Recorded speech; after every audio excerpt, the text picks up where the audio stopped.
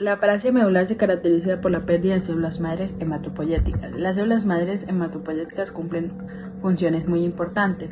Estas son la fuente de todas las células madres de la sangre y los tejidos periféricos. También suelen ser multipotentes y tienen una capacidad de autorrenovarse y tienen un potencial de linaje reducido, pero a su vez tienen una alta capacidad proliferativa. También esa constituye una pequeña porción o población dentro de la fracción de CD34 positivo y CD38 negativo. Estas células pueden detectarse en sangre periférica y asimismo se pueden aislar para hacer uso en trasplante de las células hematopoyéticas.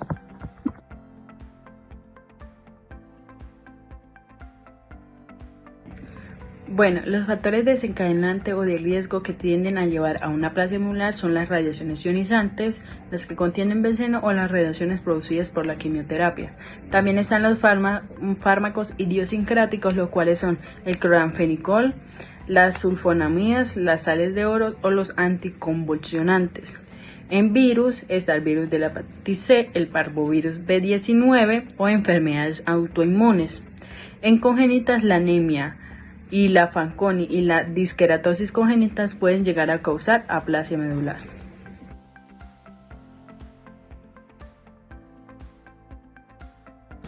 Se trata de un padecimiento que puede ser congénito o adquirido, en la que las células de la médula ósea que se producen en sangre van desapareciendo. Esto nos puede generar niveles bajos de plaquetas, glóbulos rojos y glóbulos blancos. La gravedad de la aplasia medular puede variar dependiendo el tipo de aplasia y la cantidad de células afectadas. Es por esto que se clasifican en dos. Uno sería la parcial, que solo daña algunas células, y la completa, que es una afección total de los tipos celulares. Los signos y síntomas de la aplasia medular van dependiendo del daño que se produzca en cada tipo. La sintomatología varía y las más comunes son susceptibilidad a padecer infecciones recurrentes, anemias y episodios hemorrágicos. Como sintomatología para falta de glóbulos rojos tenemos migraña, palpitaciones, cansancio, palidez, episodios de calambre, problemas para respirar y mareo. Para sintomatología para falta de glóbulos blancos son por infecciones recurrentes por bacterias, virus y hongos. Y para falta de plaquetas se encuentran las hemorragias leves, que se puede dar por nariz y encías, y las hemorragias graves, que pueden ser cerebrales y digestivas. Las principales causas de la aplasia medular adquirida son por procesos infecciosos, medicamentos o sustancias químico-tóxicas.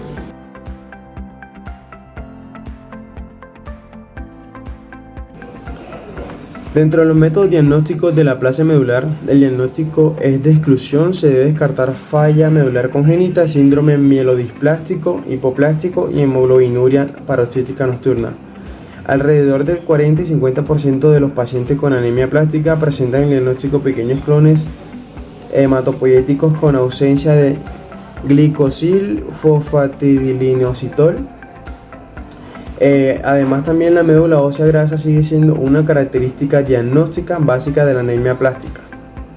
Dentro del diagnóstico por biopsia de médula ósea existen unos criterios de diagnóstico. Se define como pancitopenia con médula ósea hipocelular en ausencia de infiltrado anormal o fibrosis de la médula.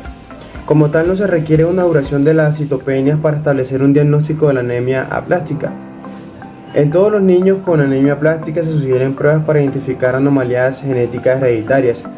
A efectos de estratificación del riesgo y selección de la terapia, la anemia plástica se clasifica según los siguientes criterios. Principalmente, la gravedad de la anemia plástica está determinada por el nivel de citopenias y el grado de hipocelularidad de la siguiente manera. Está la aplasia aplástica moderada, se define al cumplir ambos los siguientes hallazgos, por ejemplo, médula ósea hipocelular para la edad, disminución estable o empeora en él al menos una línea celular durante varias semanas, recuento absoluto de neutrófilos, recuento de plaquetas, anemia con recuento absoluto de reticulocitos.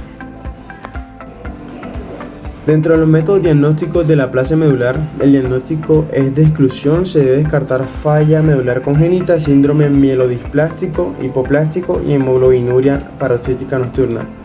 Alrededor del 40 y 50% de los pacientes con anemia plástica presentan en el diagnóstico pequeños clones hematopoyéticos con ausencia de glicosil fosfatidilinositol.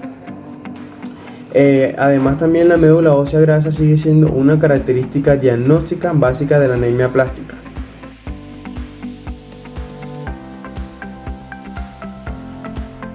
Ante el diagnóstico de la aplasia medular grave o muy grave, se debe hacer siempre un estudio de compatibilidad de HLA del paciente y su familia, padres y hermanos, ya que el trasplante de médula ósea es donante emparentado que el tratamiento de elección, ¿no? Este tiene hasta los 50 años de edad. En caso de no hallar un donante familiar idéntico, el trasplante de médula ósea de donante no emparentado sigue siendo de elección hasta los 20 años y sería de segunda línea entre los 20 y 50 años, en caso de que no haya una respuesta al tratamiento inmunosupresor. En los pacientes mayores de 50 años, en general se recomienda el tratamiento inmunosupresor de primera línea, si bien en caso de disponer de donante familiar HLA idéntico, pues es posible plantear el trasplante como primera línea, de una manera pues más bien como individualizada según las características del paciente.